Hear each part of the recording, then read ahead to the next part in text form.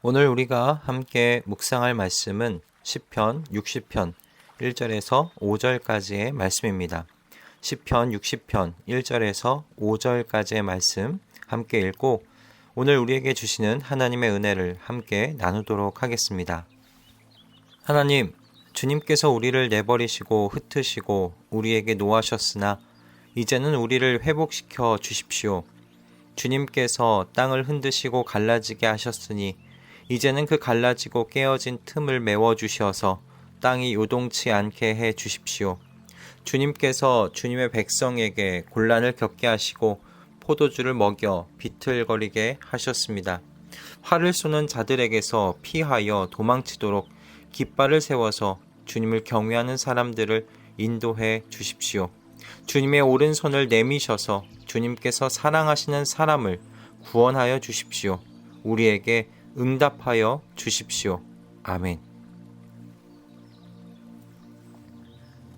제 어린 시절을 생각해 보면 참 많이도 어머님께 혼났던 기억이 있습니다. 이래저래 장난기도 있었지만 해야 할 것들을 미루어 두었다가 혼났던 적이 참 많았던 것으로 기억합니다. 그런데 지금 와서 생각해 보면 어디서 그런 용기가 있었는지, 그렇게 혼나고서 조금 있으면 어머니 옆으로 쪼로록 붙어서 배고프니 밥 달라고 했던 그 기억, 참 어디서 그런 용기가 났는지 모르겠습니다. 어머니는 그런 저를 어이없다는 듯이 보시다가 금세 푸짐한 반찬과 김이 모락모락 나는 따뜻한 밥을 차려주셨습니다. 이런 저의 어렸을 적 모습을 아들이 어떻게 보지도 않았는데도 닮는지를 모르겠습니다. 요즘 정리정돈과 저처럼 해야 할 것을 미루다가 똑같이 혼나고는 하는데, 혼이 나고서도 와서 안기는 거를 보면 아버지와 아들 사이가 맞긴 하구나, 그런 생각을 하고는 합니다. 자녀를 키우면서 자녀의 잘못을 고치고 교정하기 위해 여러 번 같은 말을 반복해야 하고 때로는 징계를 줘야 할 때도 있다는 것을 자녀를 키워가면서 지금 경험하고 있습니다. 그런데 이 모든 과정이 애정이 없으면 정말 힘든 과정이라는 걸 또한 알아가고 있는 중입니다. 같은 말을 반복하는 게 얼마나 힘든지 모릅니다. 아마 제 아들이 아니었으면요, 그냥 놔뒀을 겁니다. 굳이 그렇게 시간과 에너지를 들일 필요가 없기 때문이죠. 그래서 하나님께서 하나님의 자녀들에게 징계를 주시는 것 또한 자녀를 향한 하나님의 사랑이라는 것을 저희 아들을 키워가면서 다시금 좀 생각해보고 또 깨닫게 되어가는 중입니다. 히브리서 기자는 12장에서 이와 같은 하나님의 자녀를 향한 사랑을 이렇게 표현했지요. 주님께서는 사랑하시는 사람을 징계하시고 받아들이시는 아들마다 채찍질하신다. 징계를 받을 때 참아내십시오. 하나님께서는 자녀에게 대하시듯이 여러분에게 대하십니다. 아버지가 징계하지 않는 자녀가 어디에 있습니까? 모든 자녀가 받는 그 징계를 여러분이 받지 않는다고 하면 여러분은 사생아이지 참 자녀가 아닙니다. 하나님께서는 사랑하시는 사람을 징계하십니다. 그렇기 때문에 어쩌면 무관심이 더 무서운 것 아니겠습니까? 하나님께서 자녀라고 여기시기 때문에 화도 내시고 매도 드시는 것이 아니겠습니까? 오늘 시편 60편의 시인은 이스라엘이 하나님에게서 징계를 받고 있다고 생각하고 있었습니다. 하지만 그 징계로 인해 하나님께서 이스라엘을 사랑하지 않는다고 생각하지는 않아요. 사랑하는 사람이기 때문에 징계하신다고 여깁니다. 1절과 2절의 말씀을 보면 이스라엘이 지금 당하는 위기와 환란이 하나님께서 주시는 징계라고 시인은 이해하고 있는 것이 분명해 보입니다. 1절과 2절의 상반절 말씀입니다. 주님께서 우리를 내버리시고 흩으시고 우리에게 노하셨으나 주님께서 땅을 흔드시고 갈라지게 하셨으니, 주님께서 이스라엘을 징계하셨습니다. 그러나 시인은 5절에서 이렇게 말하죠. 주님의 오른손을 내미셔서 주님께서 사랑하시는 사람을 구원하여 주십시오. 우리에게 응답하여 주십시오. 시인은 하나님께 사랑하시는 사람을 구원하여 달라고 간구하고 있습니다. 하나님께서 이스라엘을 싫어하셔서 이스라엘을 미워하셔서 징계하신다고 생각하지 않는다는 게 분명합니다.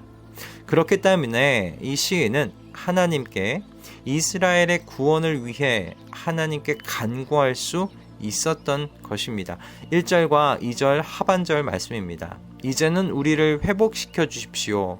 이제는 그 갈라지고 깨어진 틈을 메워 주시어서 땅이 요동치 않게 해 주십시오.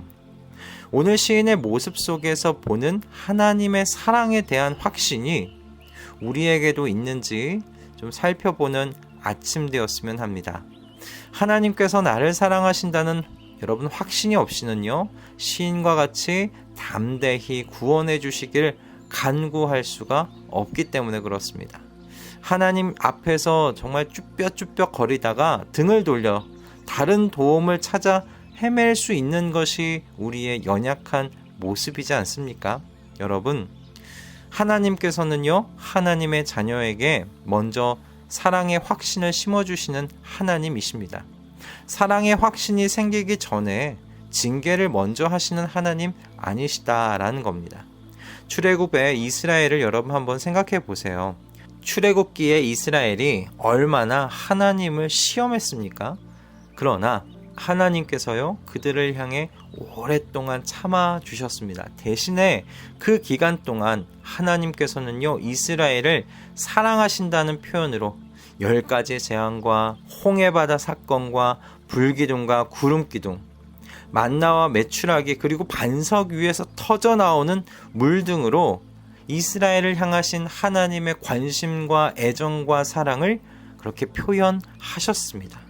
증거하셨습니다. 그리고 오늘을 사는 저와 여러분에게는 하나님의 아들을 이 땅의 피조물의 형상을 따라 태어나게 하셨고, 그 피조물과 함께 살게 하셨을 뿐만 아니라 그 피조물에 의하여 십자가에 달려 죽음을 맞이하게 하셨습니다. 그래서 사도 바울은요, 예수 그리스도께서 하나님의 우리를 향하신 사랑의 증표요 증거라고 말합니다. 우리 주 예수 그리스도 안에 있는 하나님의 사랑에서 끊을 수 없습니다. 그러니 모든 상황과 환경 속에서 여러분을 향하신 하나님의 사랑을 확신하십시오. 그리고 담대하게 하나님 앞으로 나아가 구원을 기도하세요. 예수님께서 저와 여러분에게 가르쳐 주신 기도로 기도하기를 바랍니다. 하늘에 계신 우리 아버지라고 말입니다. 하늘에 계신 저와 여러분의 아버지께서요, 우리 모두를 사랑하십니다. 그 사랑을 예수 그리스도를 통하여 표현하여 주셨습니다. 여러분, 그렇다면 우리가 누구에게 도움을 요청하는 것이 맞겠습니까? 시인과 같이 저와 여러분을 사랑하시는 하늘에 계신 아버지께 도움을 요청하는 것이 맞지 않겠습니까? 사람의 도움은 헛되니 어서 우리를 도우셔서 원수들을 물리쳐 주십시오 라고 말했던 시인처럼 말입니다. 저와 여러분을 향한 하나님의 사랑을 예수 그리스도 안에서 확신하시며 모든 순간 모든 상황에 담대하게 도움을 요청드리는 저와 여러분 되기를 바랍니다. 주님의 오른손을 내미셔서 주님께서 사랑하시는 사람을 구원하여 주십시오라고 기도하는 이 시인의 기도가 오늘 저와 여러분의 입술의 기도가 되기를 바랍니다. 할렐루야. 기도하겠습니다.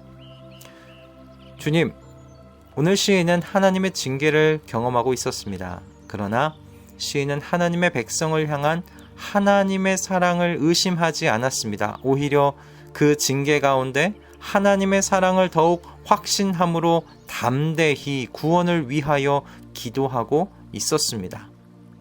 이제는 그만 멈춰주시고 우리를 구원하여 달라고 자녀로서 기도하고 있는 시인을 보게 됩니다. 주님, 우리도 이 시인과 같이 모든 순간 모든 상황에서 우리를 향하신 하나님의 사랑을 의심하지 않게 해 주시옵소서. 예수 그리스도 안에서 우리를 향하신 하나님의 사랑을 굳게 신뢰함으로 담대하게 하늘에 계신 우리 아버지께 기도하며 은혜의 보좌 앞으로 나아가게 하여 주시옵소서. 시인과 같이 담대히 기도하게 하옵소서. 오늘도 우리에게 주신 말씀에 감사드리오며 우리 주 예수 그리스도의 이름으로 기도드립니다. 아멘.